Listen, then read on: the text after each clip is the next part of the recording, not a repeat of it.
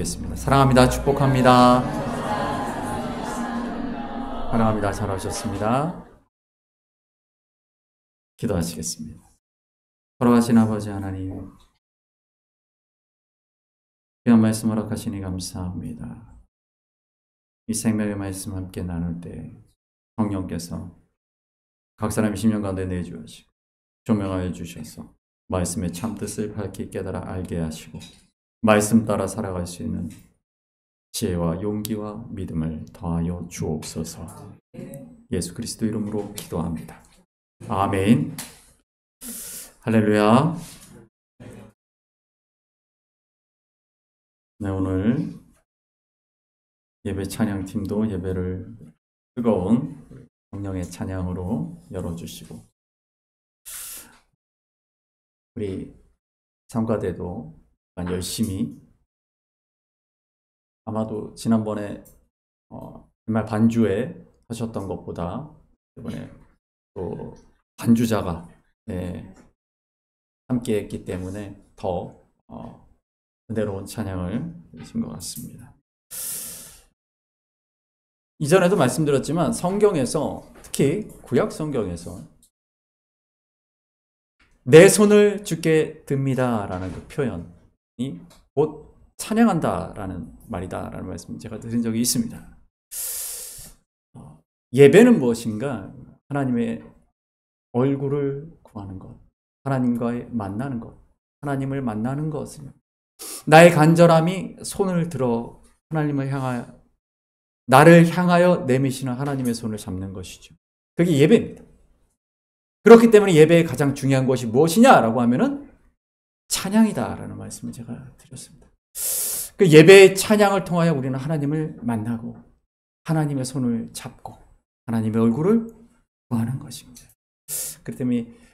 그렇기 때문에 특히나 이 찬양 사역으로 헌신하시는 예배위원들 특별히 감사하고 그 귀한 사역 위에 하나님의 은혜가 함께 하시기를 축복합니다.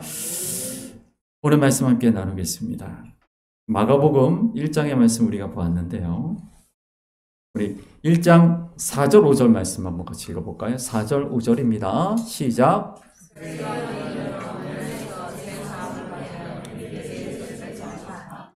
온 유대 지방과 예루살렘 사람이 다 나아가 자기 죄를 자복하고, 아멘. 요한이 세례를 주는 그 세례를 뭐라고 말합니까? 보니까 4절에 죄사함을 받게 하는 회개의 세례다라고 말하죠. 그다음 8절 보시겠습니다. 8절입니다. 시작. 나는 너희에게 물로 세례를 베풀었거니와 그는 너희에게 성령으로 세례를 베푸느니. 이 물로 하는 세례가 있고 성령으로 하는 세례가 있다라고 구분을 하죠. 네, 이 구분이 어떤 의미일까? 이 원어를 잠깐 보시면, 이게 보시면 아기오스, 거룩하다라는 뜻이죠. 푸뉴마, 성경에서, 헬라어 성경에서, 신약 성경에서 푸뉴마가 성령, 우리가 영, 하나님의 영, 성령으로 번역되는 말입니다. 여기 이제 n이라는 전치사가 나오는데, 이것은 이제 with로, 영어로 with로 번역을 했어요. 근데 n이라는 이 전치사는 안에서라고도 번역을 할 수가 있어요. 그러니까 이게 뭐냐면 성령으로 또는 성령 안에서 일어나는 세례가 있다라는 것을 기억해야 한다는 것이죠. 그러면 물로 하는 세례와 성령의 세례의 차이가 뭘까요? 아까 세례 요한이 말했던 그 물로 하는 그 세례는 무슨 세례라고요? 회개의 세례, 죄 사함을 주는 세례. 우리가 세례라고 할 때 그 세자가 바로 씻는다라는 뜻이에요. 구약의 정결례, 죄를 지은 사람을 향하여서 씻는다. 예.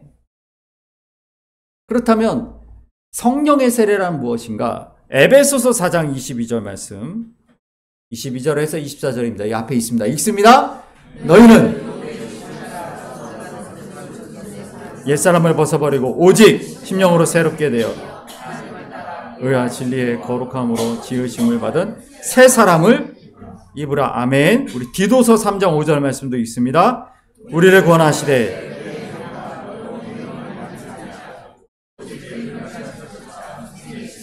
과 성령의 새롭게 하심으로 하셨나니. 아멘. 그렇습니다. 우리 오늘 계속 찬양했던 내용들도 그렇죠. 물의 세례가 상징하는 것은 죄의 씻음입니다. 회개, 죄 씻음이죠. 근데 죄 씻음으로 끝나는 것이 아니고 그 다음이 있다는 거예요. 그 다음이 뭐예요? 성령의 세례, 즉 새 사람으로 거듭나는 세례.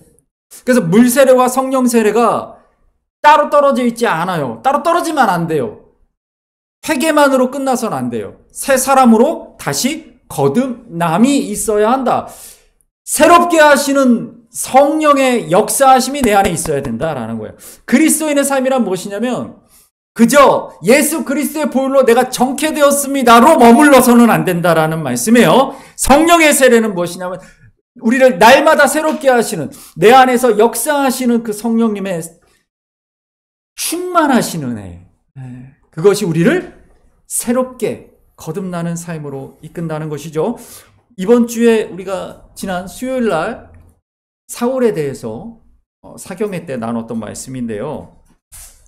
사무엘상 10장 6절 9절 말씀 읽어보겠습니다. 내게는 여호와의 영이 크게 임하리니 그가 사무엘에게서 떠나려고 일으킬 때 하나님이 새 마음을 주셨고 그날 그 징조도 다. 아멘. 구약 성경 때는, 구약 때의 하나님의 영, 성령의 역사는 정해진, 하나님께서 부르신 사람들을 예언자라든가 왕이라든가 제사장이라든가 이런 특별한 이들에게 주어진 역사였어요. 그리고 그 성령이 임하면 어떻게 됩니까? 6절을 보니까 어떻게 뭐라고 말해요? 하나님의 영이 임하면 어떻게 된다고요? 새 사람이 된다라는 거죠. 그리고 9절에 뭐라고 말합니까? 새 마음을 갖게 된다. 그러니까 성령님의 역사하심, 성령의 충만함이 우리를 통해 어떻게 드러나는가? 우리가 새 사람이 되는 거예요. 새 마음을, 이전에 가졌던 그런 생각과 나를 진노로 넣었던 부정적인 생각, 내 마음을 힘들게 만드는, 다른 사람을 향한 분노가 있고 시기가, 질투와 용서하지 못하는 그런 마음들. 근데 성령의 충만함의 역사는 무엇이냐면 바로 그 마음을 새로운 마음으로 바꾼다는 것이죠. 그래서 우리는 용서할 수 있다는 거예요. 내가 예수 믿으니까 용서해지가 아니라 성령의 충만함이 그렇게 만든다는 것이죠. 그래서 하나님은 그런 성령의 역사하심으로 하나님의 사람들을 통해서 일하셨는데, 우리가 사무엘상 16장 14절 읽어볼까요? 여호와의 영이, 아멘. 우리가 사경회 때도 말씀을 나눴고, 돌아오는 사경회 이번 수요일에도 이 말씀을 또 나눌 거예요. 이건 요나단 이야기를 하면서 나눌 건데, 성령이 충만했을 때, 사울이 이 안에 성령께서 임하였을 때는 하나님의 역사를 이루는 도구로 쓰임 받았지만 그 영이 떠나가니까 어떻게 돼요? 악령이 들어왔다. 하나님께서 부리신다라는 이 표현이 오해하면 하나님께서 악령들을 통해서 일하신다라고 생각하는데 그 뜻이 아니다라고 말씀드렸죠. 이게 무슨 뜻이라고요? 하나님보다 아래다라는 거예요. 하나님이 주권을 갖고 계시다. 그러니까 예수님이 귀신들에게 떠나가라 명하시는 것이죠. 그 뜻입니다. 부린다라는 그 뜻이. 이 누가복음 11장 24절 26절까지 한번 읽어볼까요? 더러운 귀신이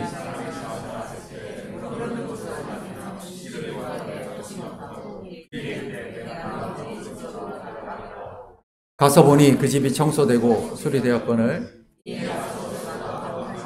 일곱을 데리고 들어가서 거하니 그 사람의 나중 형편이 전보다 되느니라. 아멘. 이 말씀이 아주 대표적인 사례일 수 있죠. 우리가 죄사함을 얻고 우리를 짓누르던 그런 악한 영들이 우리의 삶 가운데 떠나갈 수 있어요. 그 다음에 문제는 뭐냐? 빈집이다는 빈집.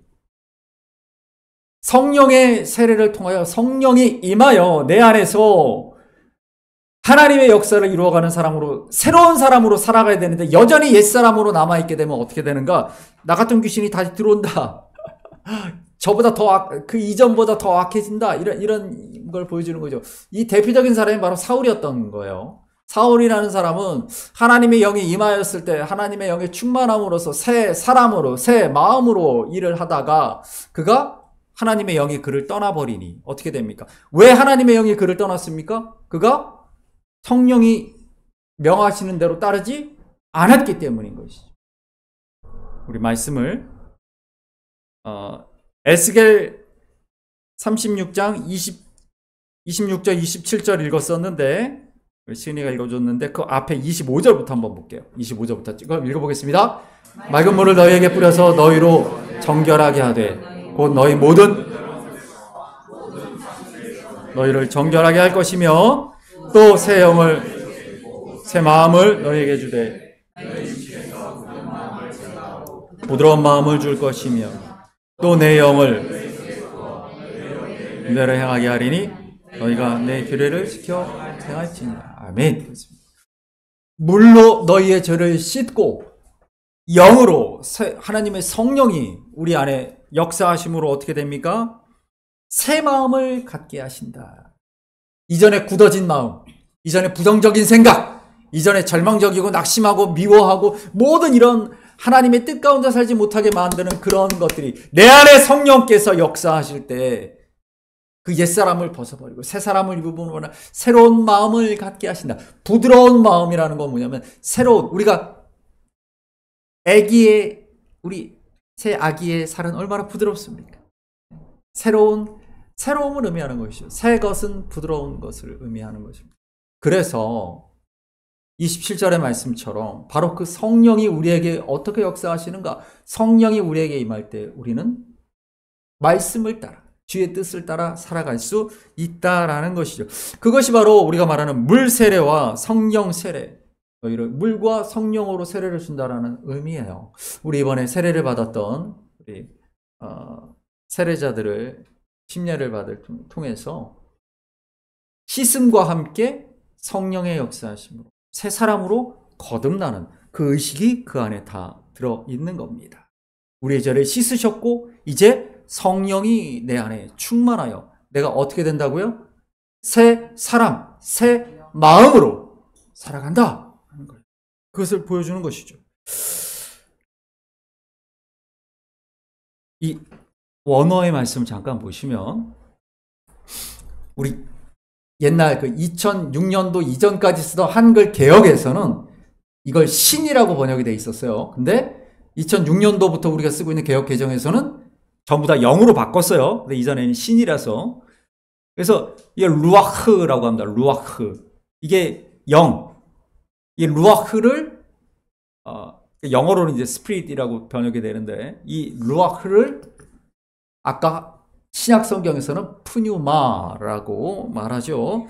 이게 어디서 나오는가? 창세기 1장 2절 읽어봅니다. 땅이 온돈하고 공허하며 흑암이 깊음 위에 있고 하나님의 영은 행하시니라. 아멘. 이걸 원어로 보시면요. 네, 여기 나오는 것이 바로 루아흐죠. 루아흐. 엘로힘. 엘로힘은 우리가 이스라엘이라는 뜻은 뭐냐면 하나님과 싸운다 이 뜻을 갖고 있어요. 우리가 사무엘, 셈이 이름입니다. 셈이 이름, 하나님의 이름. 그러니까 그 엘이라는 그 하나님의 복수형이 엘로힘이에요. 엘로힘. 하나님의 신은 루아흐는, 그러니까 하나님의 영이 이거 뭘 보여주는 거예요? 창조 때에 우리가 하는 성부 하나님과 성령 하나님이 함께 역사하심을 봅니다. 우리 요한복음 1장에서 뭐라 그래요? 태초에 말씀이 계시니라. 성자 예수 그리스도. 우리가 삼위일체의 말씀을 거기서 볼 수가 있죠. 창세기 2장 7절 말씀도 한번 볼까요? 창세기 2장 7절입니다. 여호와 하나님이 땅의 흙으로 사람을 지으시고 생기를 그 코에 생명이 되니라. 아멘. 이 말씀이 오해를 많이 갖게 하는 말씀인데 원어 히브리어 원어를 보시면요.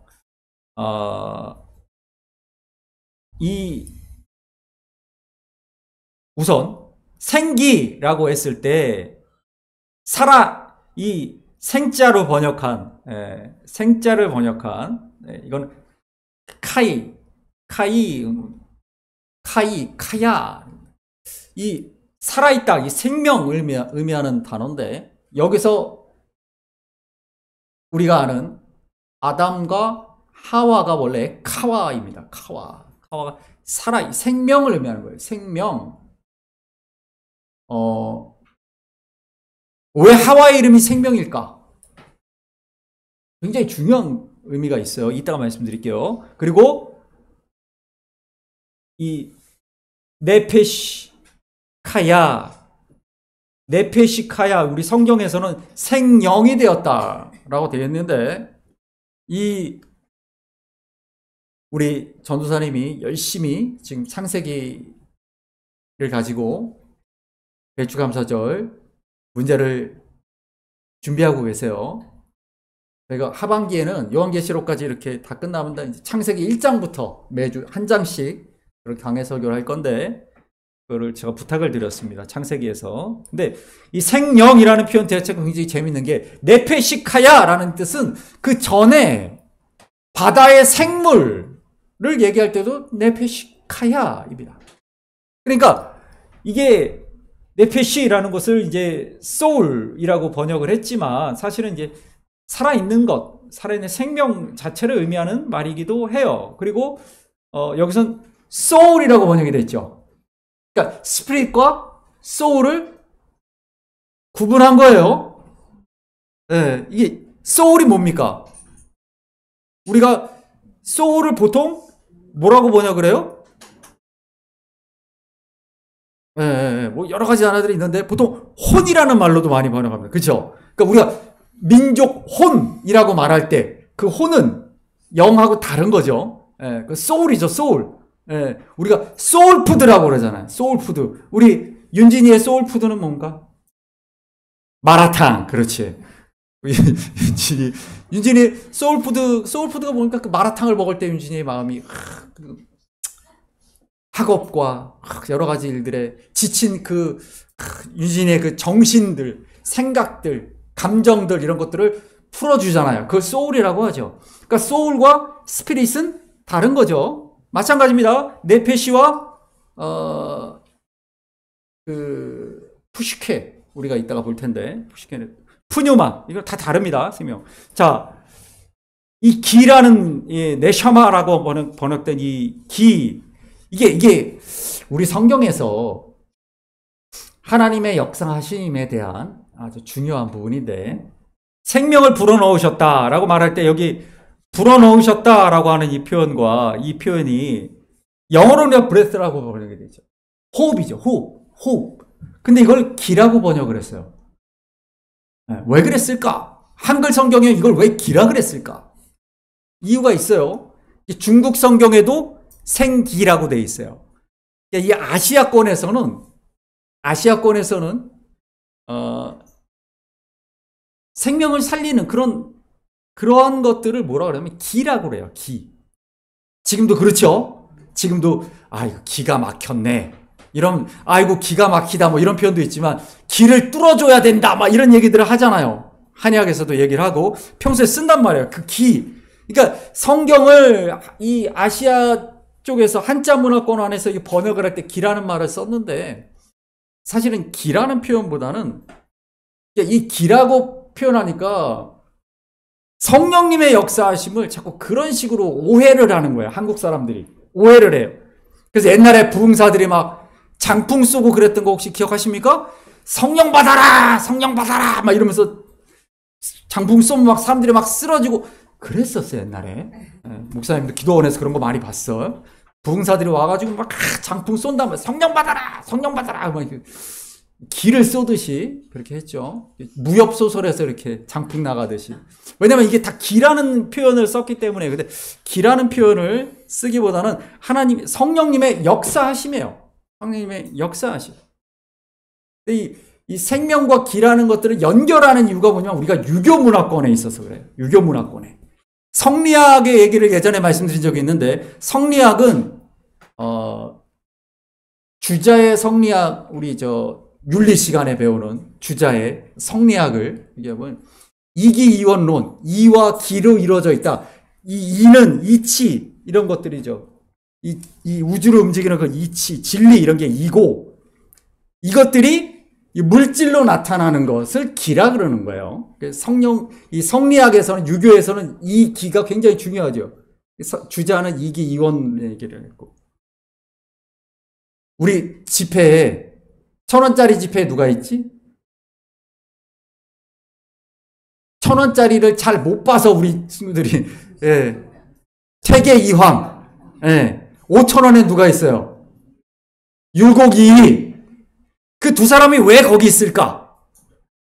10,000원에 세종대왕이 있는 건 이해가 가는데, 도대체 이황과 이이가 뭐 그렇게 대단한 사람인가? 굉장히 중요한 사람이에요. 이 황이 주장한 건 이기 호발설, 그리고 율곡 이이가 주장한 게 이기 일원설.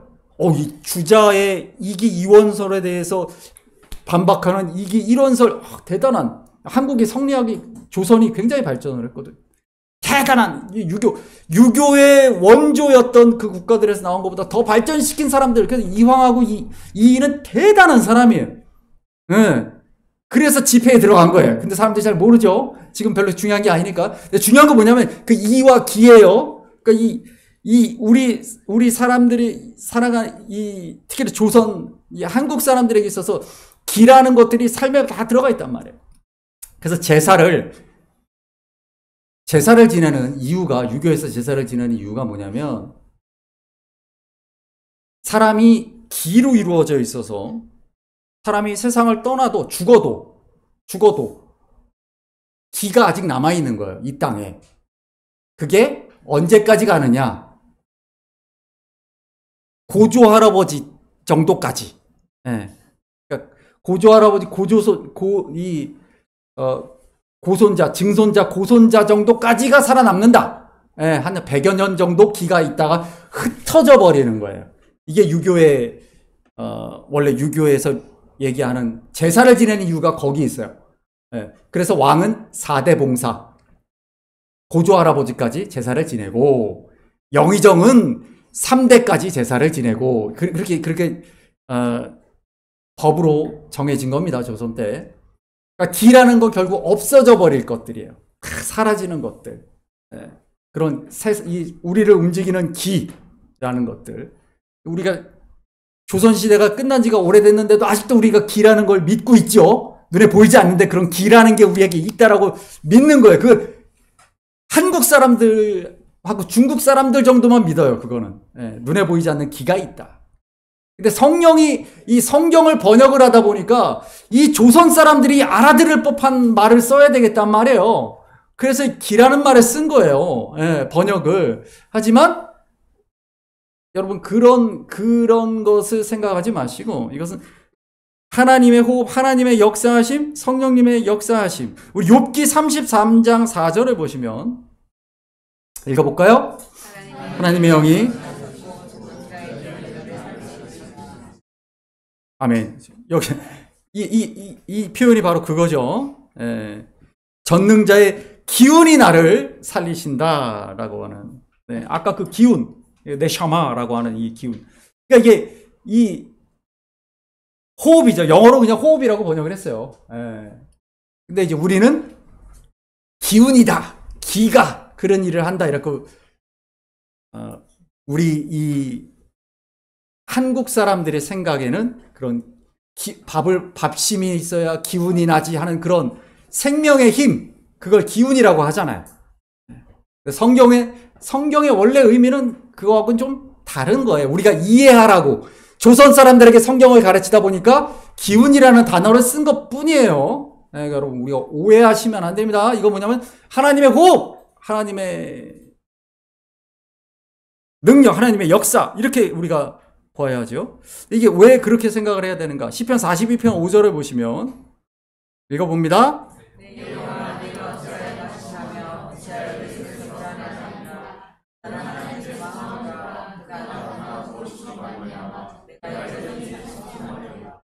아멘. 여기서 말하는 내 영혼이 뭘까요? 그 영혼은 어떤 영혼입니까? 이 영혼은 아까 그랬던 푸뉴마, 성령이 아니고 네페시, 소울이죠. 스피릿이 아니라 소울입니다. 원어를 보시면 여기서 그래서 영어로도 네페시, 영어로도 소울이라고 번역을 하는 거죠. 내 영혼아, 내 안에 있는 감정과 의지와 생각과 이런 것들이 어때요? 힘들고 어려운 일이 있으면 자꾸 낙심하고 절망하고 하나님을 바라보지 못하고 막 이렇단 말이에요. 불안하고 막 짓눌려 있단 말이에요. 그렇죠? 그게 내 안에 있는 영혼이에요. 성령님의 역사하심은 뭐냐면 그것을 새로운 마음으로 바꾸시는,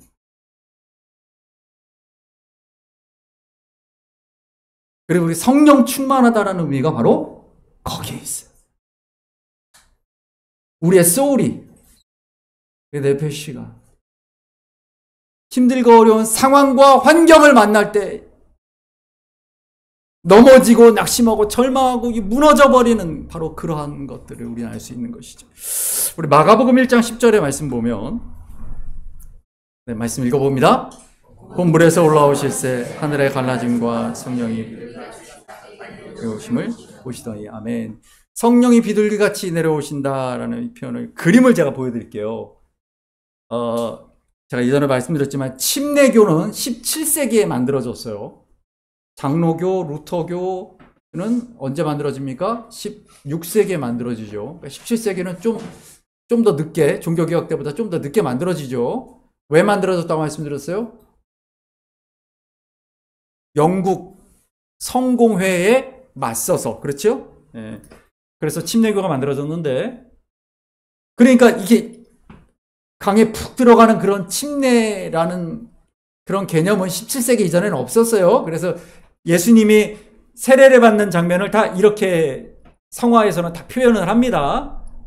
물을 이렇게 붓는 걸로 다 표현을 하는데, 중요한 건 여기 뭡니까? 성령이 비둘기처럼이라는 그런 표현이에요. 여러분, 삼위일체를 설명할 때 어떤 목사님들은 아직도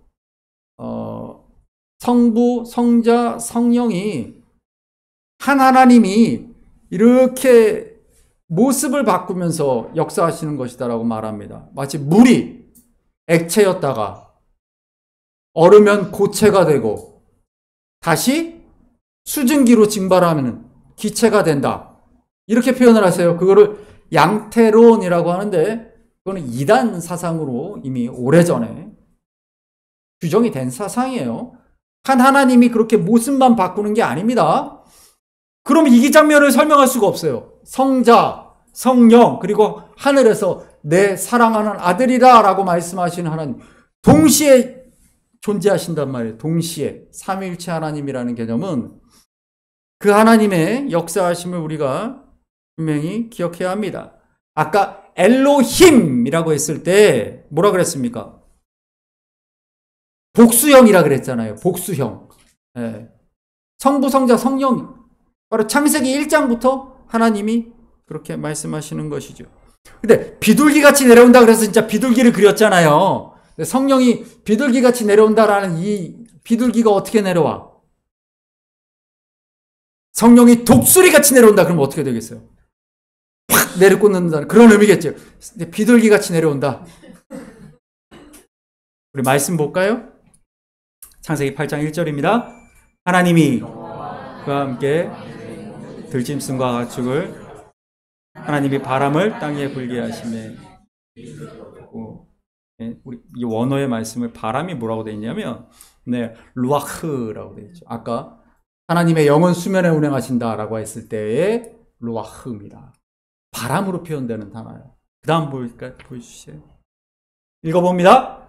그러니 하늘로부터 급하고 강한 바람 같은 소리가 있어. 아멘. 이게 3절까지 읽어볼까요? 마치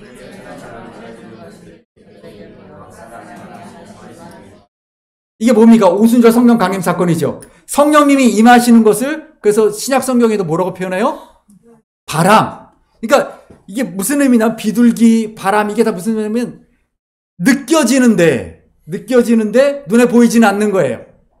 예. 그러니까 우리나라 성경을 번역하는 분들이 그걸 기라고 번역을 한 거예요. 예. 우리는 기를 그렇게 생각하니까. 예. 근데 기로 생각을 하면 안 됩니다. 성령님은 하나님이시란 말이에요. 어떤 능력이 아니에요. 살리는 능력, 그런 생기 이런 게 아니에요. 예. 그런데 이해하라고 조선 사람들 이해하라고 기운이라고 번역한 것 뿐입니다. 그러니까 그 생각을 우리가 바꿀 필요가 있다. 그래서 네, 그 다음 한번 보여주십시오. 네, 그 다음 보여주십시오. 네, 창세기 11장 7절이죠. 읽어볼까요? 자, 우리가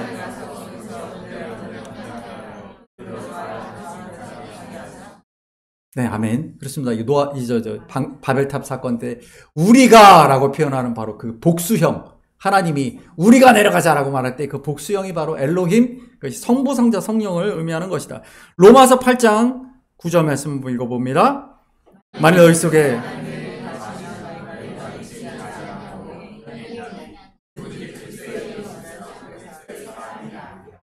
아멘.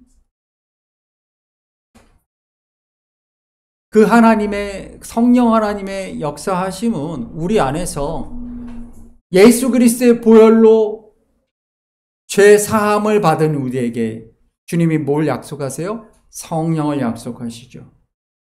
너희가 죄 씻음을 받았다면 이제는 어떻게? 새 사람으로, 새 마음으로. 아까 우리 찬양팀이 힘차게 불렀죠. 우리 주의 성령이 내게 임하면, 그렇죠?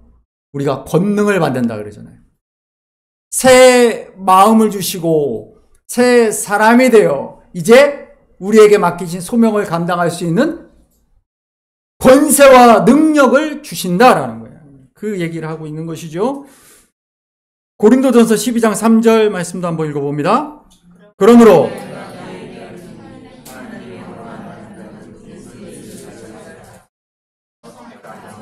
누구든지 예수를 없느니라. 아멘. 은혁이가 이렇게 물어볼 수 있어. 그럼 내 안에 성령님이 계신가?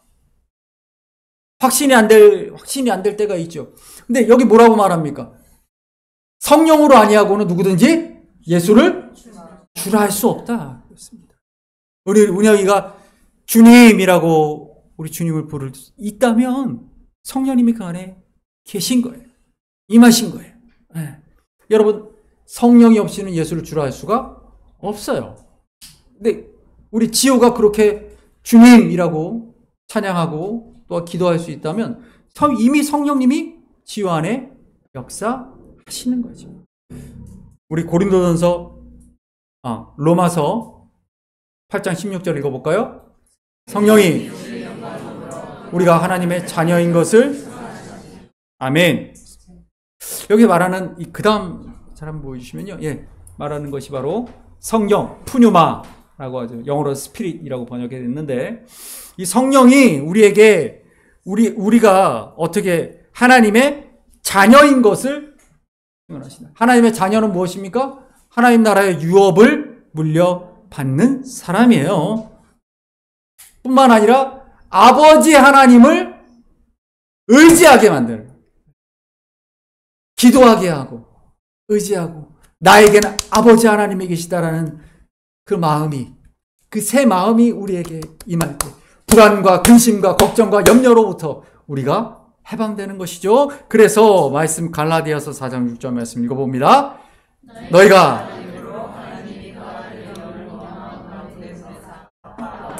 부르게 하셨느니라. 아멘.